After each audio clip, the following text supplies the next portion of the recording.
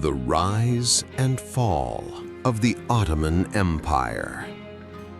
The birth of the Ottoman Empire. Long before the Ottoman Empire became one of the greatest powers in history, it began as a small frontier state in Anatolia. In the late 13th century, the region was filled with competing kingdoms, tribal leaders, and weakened empires. Among them was a young Turkic leader named Osman. Osman controlled only a small territory near the borders of the Byzantine Empire.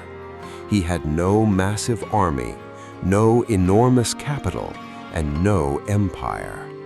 But he had something far more important: ambition. Osman and his followers began expanding into neighboring Byzantine lands. Small victories brought more warriors to his side. More territory brought more wealth, and slowly the small frontier principality began to grow. Osman's followers became known as the Ottomans, a name derived from Osman himself. But the road ahead would not be easy.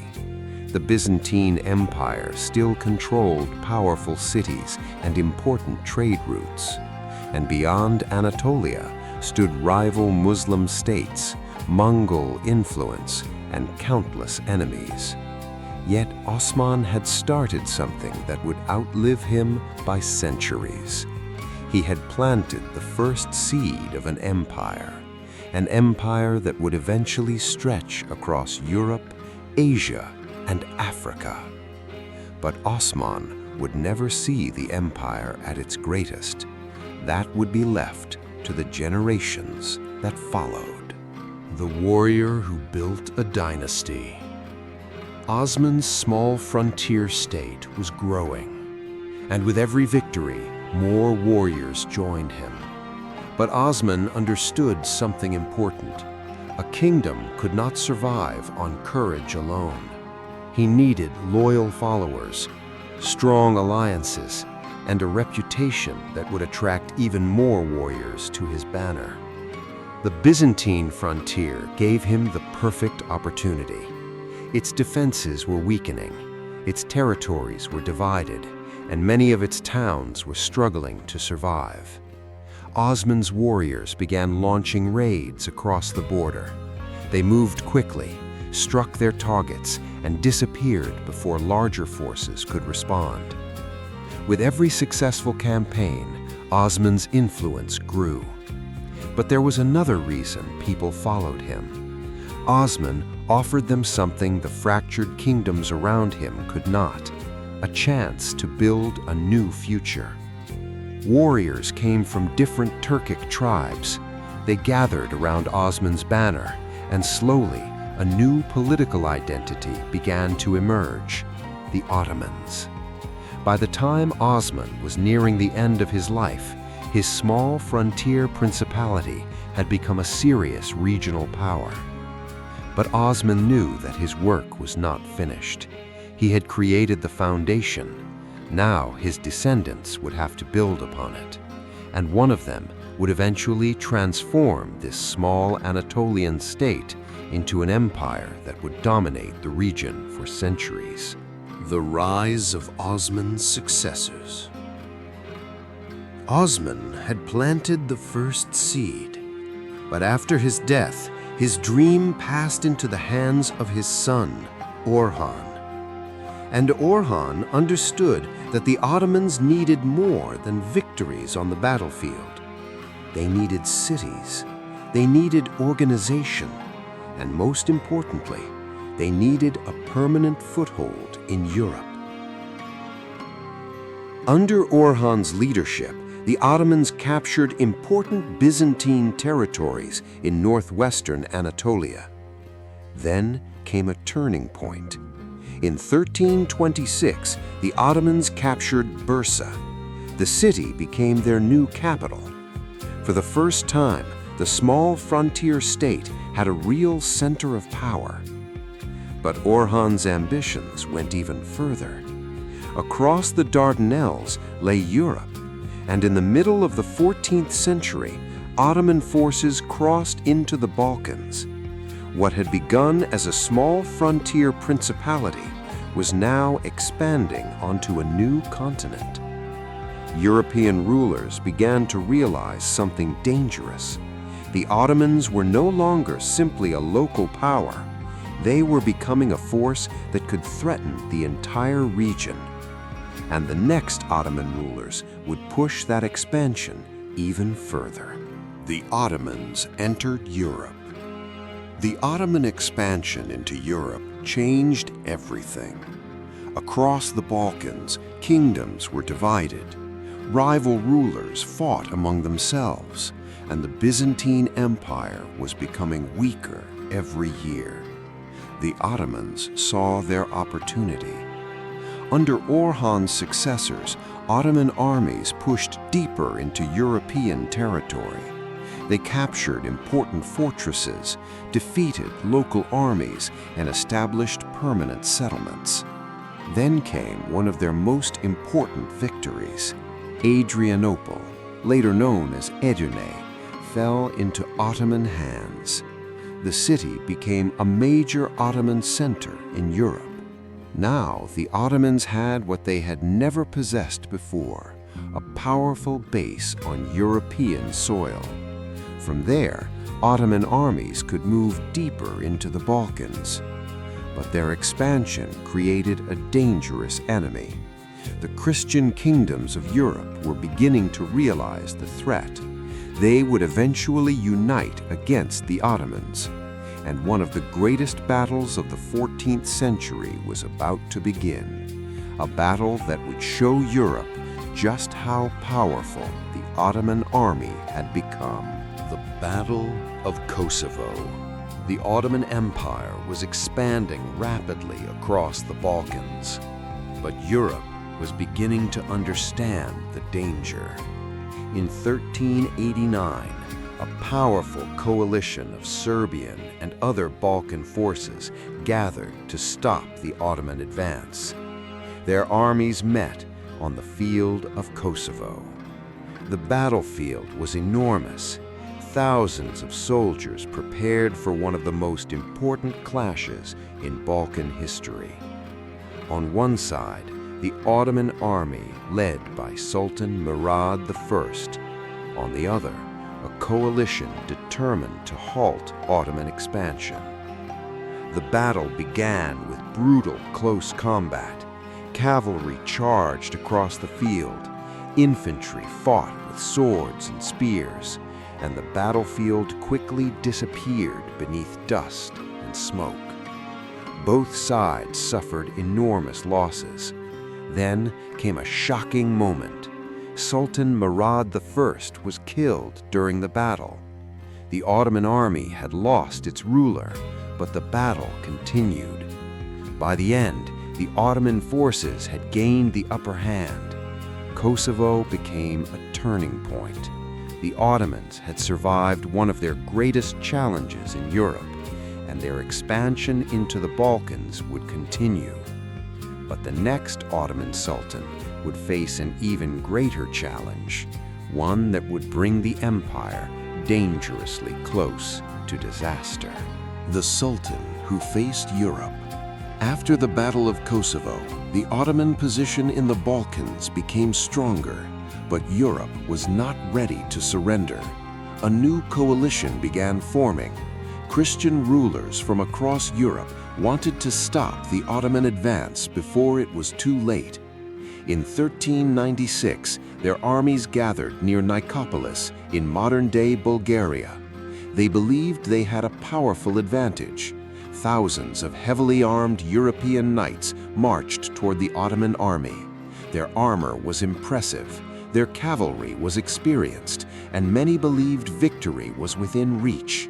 But the Ottoman Sultan Bayezid I had prepared for them. His army was smaller in some respects, but far more flexible. Ottoman archers weakened the European cavalry. Then Ottoman troops surrounded the advancing knights. The battlefield quickly turned into chaos. The European army collapsed. Thousands of soldiers were killed or captured. The defeat shocked Europe. The Ottoman Empire had demonstrated that it could defeat one of the largest Christian crusading armies of the Middle Ages. Bayezid became known as Yildirim, the Thunderbolt. His empire was expanding rapidly. But just when Bayezid seemed unstoppable, a completely unexpected enemy appeared from the east, and this time, the Ottomans would face one of the most feared conquerors in history. The Thunderbolt meets Timur. Bayezid I seemed impossible. The Ottoman Empire was expanding rapidly. His armies had defeated a major European crusade at Nicopolis. But far to the east, another conqueror was rising. His name was Timur. Known in the west as Tamerlane, Timur had built a vast empire across Central Asia and Persia. He was ambitious, ruthless, and determined to challenge anyone who stood in his way. Soon, tensions grew between Timur and Bayezid. Both rulers demanded the loyalty of the same territories. Neither was willing to back down. Then, the two armies finally met near Ankara in 1402. Bayezid arrived confident, but Timur had brought an enormous army, including experienced cavalry and war elephants. The battle became one of the greatest clashes of the medieval world. The Ottoman army fought desperately, but Timur's forces gradually surrounded Bayezid's troops.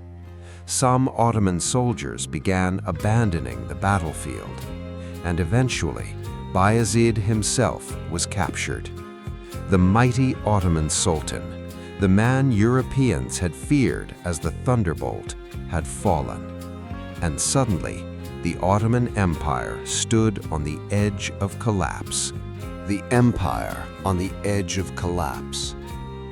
Bayezid I had been defeated, and the consequences were devastating.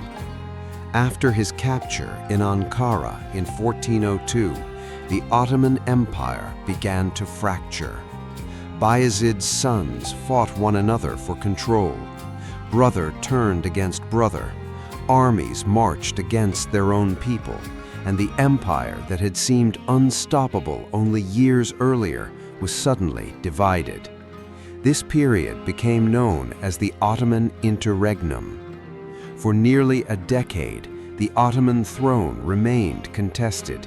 Territories were lost, enemies regained their strength, and the Byzantine Empire briefly saw a chance to survive. But the Ottomans refused to disappear. Eventually, one of Bayezid's sons emerged victorious. His name was Mehmed I. Mehmed began rebuilding what his father had lost. He reunited the Ottoman territories, restored the army, and brought stability back to the empire. But rebuilding was only the beginning. His successor, Murad II, would continue the recovery. The Ottomans were rising again, and soon a young prince would appear on the throne, a prince who had one extraordinary goal: to conquer Constantinople. The prince who wanted Constantinople. After years of civil war, the Ottoman Empire had recovered, and now a new generation was rising. In 1451, a young prince returned to the Ottoman throne. His name was Mehmed II. He was only 19 years old. But Mehmed was not interested in simply ruling the empire. He had a much greater ambition: Constantinople. For centuries, the city had stood at the center of the Byzantine world. Its massive walls had protected it from countless armies. Previous Ottoman rulers had tried to capture the city, but none had succeeded. Mehmed believed he could. He began preparing an enormous army. thousands of soldiers gathered. Engineers built powerful siege weapons, and then came the weapon that would change everything: massive cannons. Mehmed knew the ancient walls were extremely difficult to break, so he planned to use the newest technology of warfare against them. Meanwhile, inside Constantinople, Emperor Constantine the 11th prepared his defenders. The city knew what was coming. The Ottoman army was approaching. And in 1453, the greatest siege of Mehmed's life was about to begin. The siege began. In April 1453, the Ottoman army finally arrived outside Constantinople. Thousands of soldiers surrounded the city. On the other side, the Byzantine defenders prepared for the siege. They knew the walls were their greatest advantage. For centuries, those massive stone defenses had protected Constantinople from powerful armies. But Mehmed II had prepared something different. He brought enormous cannons to the battlefield. The largest was so massive that it required dozens of oxen and hundreds of men to move. When the cannons fired, the sound echoed across the city. Stone exploded from the ancient walls. The defenders rushed to repair the damage.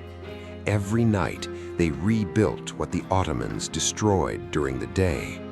But Mehmed kept attacking. Day after day, the bombardment continued. Then, the Ottoman navy approached the Golden Horn, but the defenders had stretched a huge iron chain across the entrance.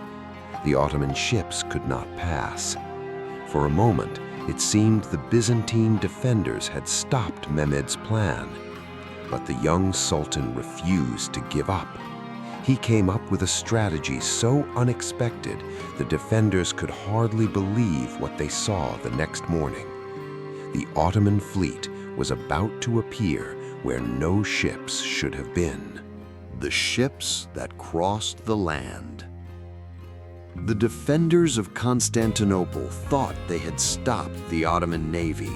A massive iron chain stretched across the entrance to the Golden Horn. Ottoman ships could not pass. But Mehmed II had another idea. If his ships couldn't sail into the Golden Horn, he would move them over land. Under the cover of darkness, Ottoman soldiers prepared a wooden path across the hills. They covered the ground with logs and grease. Then something unbelievable began. Ottoman ships were pulled out of the water and dragged across the land. Soldiers pushed and pulled with ropes. Hundreds of men worked through the night. Slowly, ship after ship moved toward the Golden Horn. By morning, the Byzantine defenders looked toward the water and froze. Ottoman ships were suddenly inside the Golden Horn. The iron chain had been bypassed. Mehmed's impossible plan had worked. The defenders now faced attacks from another direction. Constantinople was surrounded, and the final days of the Byzantine Empire were approaching. By late May 1453, Constantinople was exhausted. The city had been under siege for weeks. Its walls were damaged, its defenders were running out of soldiers, and food supplies were becoming scarce.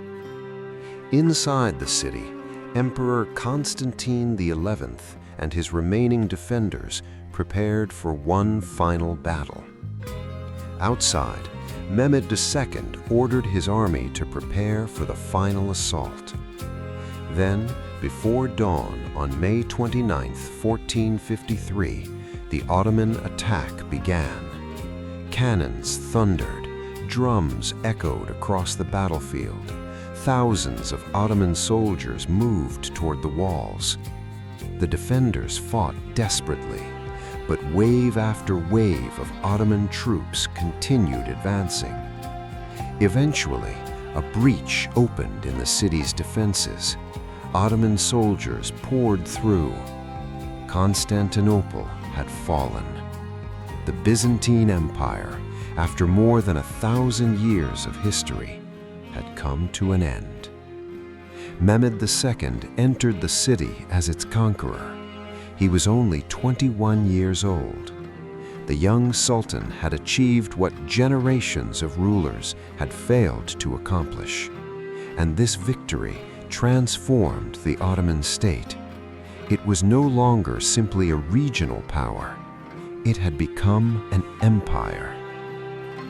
The conquest of Constantinople marked the beginning of a new chapter, one that would eventually see the Ottomans rule across 3 continents.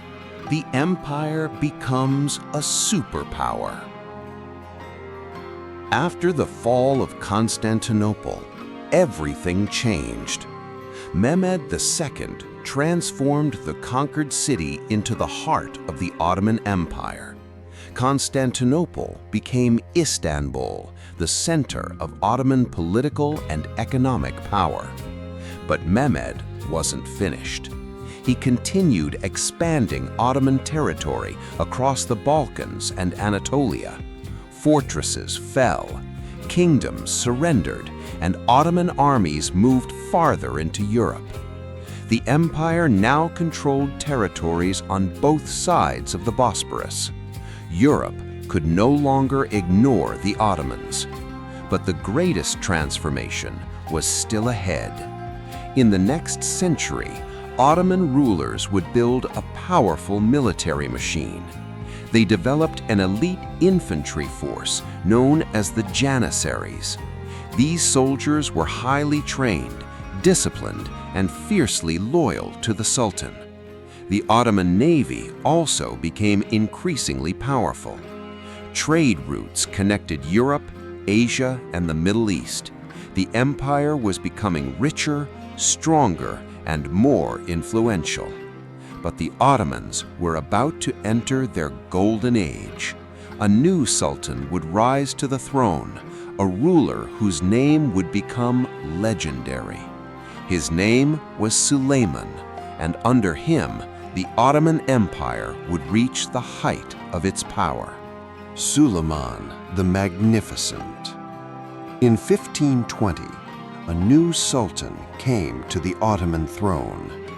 His name was Suleiman I. History would remember him as Suleiman the Magnificent. Under Suleiman, the Ottoman Empire reached the height of its power. His armies marched deep into Europe. They captured Belgrade, and in 1526, they defeated the Hungarian army at the Battle of Mohacs. Suleiman's influence stretched across Europe, Asia, and North Africa. But he was more than a military commander. Suleiman also became famous for law, architecture, culture, and diplomacy.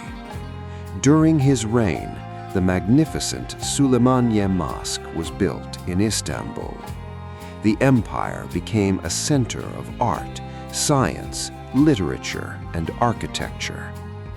But Suleiman's greatest European challenge was still ahead. In 1529, his army reached the walls of Vienna. The Ottoman Empire appeared closer than ever to expanding deep into Central Europe.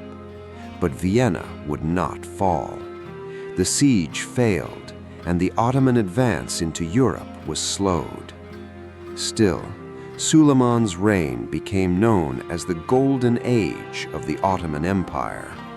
The empire was enormous, its army was powerful, its cities were wealthy, and its sultan was one of the most influential rulers of the 16th century. But even at the height of its power, the first signs of future problems were already beginning to appear. The Siege of Vienna. In 1529, Suleiman the Magnificent led one of the most powerful armies in Europe toward Vienna. The Ottoman Empire had already conquered enormous territories. Now, Vienna stood before them. If the city fell, the road deeper into Central Europe could open. Thousands of Ottoman soldiers surrounded the city. Cannons bombarded the defensive walls. Ottoman engineers began digging tunnels beneath the fortifications. Inside Vienna, the defenders prepared for a desperate fight. They knew they were heavily outnumbered, but they refused to surrender. Rain began falling across the battlefield. The roads turned into mud. Supplies became difficult to transport, and the Ottoman army struggled to maintain the siege. Still, Suleiman continued the assault. The Ottoman forces launched repeated attacks against the walls, but Vienna survived. Then, winter began approaching. Suleiman realized that continuing the siege could destroy his army. After weeks of fighting, he ordered a withdrawal. Vienna had not fallen. The Ottoman Empire remained powerful, but its expansion into Central Europe had finally met a major obstacle. And this would become an important turning point. The empire was still at its peak, but the age of unstoppable expansion was beginning to slow. The beginning of the decline. After Suleiman the Magnificent, the Ottoman Empire was still enormous, but something was changing. The empire's greatest problem was not one enemy. It was a gradual loss of strength. Some later sultans were less involved in military affairs.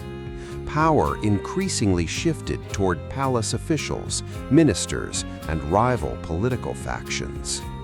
At the same time, Europe was changing rapidly. European states were developing stronger armies, new military technologies, and increasingly powerful navies. The Ottomans were still a major power, but their rivals were catching up. Then came another major problem: economic pressure. New European trade routes around Africa and across the Atlantic reduced the Ottoman Empire's control over some traditional trade networks. Inflation also weakened the economy, and maintaining a massive empire became increasingly expensive. Still, the Ottoman Empire did not collapse.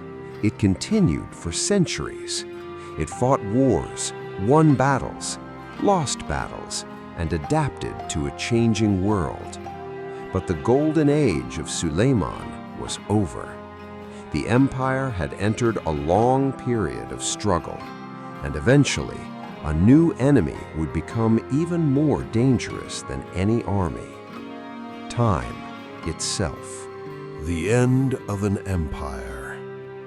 For more than 6 centuries, the Ottoman Empire survived wars, rebellions, economic crises, and powerful enemies. It had once stretched across 3 continents, from the Balkans to the Middle East and across North Africa. But by the 20th century, the empire was no longer the unstoppable power it had once been. The First World War changed everything. The Ottoman Empire joined the war on the side of the Central Powers. But the war brought enormous losses. Territories were lost, the economy collapsed, and nationalist movements weakened the empire from within. Then, in 1918, the Ottoman Empire was defeated. Its territories were divided, and its centuries-old political order began to disappear. In 1922, the Ottoman Sultanate was officially abolished. The last Ottoman Sultan, Mehmed VI, left Istanbul. After more than 600 years, the Ottoman dynasty no longer ruled the empire. Then, in 1923, the Republic of Turkey was established under Mustafa Kemal Ataturk. The Ottoman Empire was gone, but its legacy remained. Its mosques, its palaces, its cities, its culture, and its history still shape the modern world. The Ottomans began as a small frontier principality under Osman. They conquered Constantinople, ruled 3 continents, reached the height of their power under Suleiman the Magnificent, and eventually disappeared after centuries of struggle. Their empire fell, but their story never did. From a small frontier state to one of history's greatest empires, and finally to its last days. This was the rise and fall of the Ottoman Empire. Thank you for watching Fact Vault. If you enjoyed this journey through history, don't forget to like, subscribe, and turn on the notification bell so you never miss our next documentary. Until next time, keep exploring, keep questioning, because here at Fact Vault, history never truly sleeps.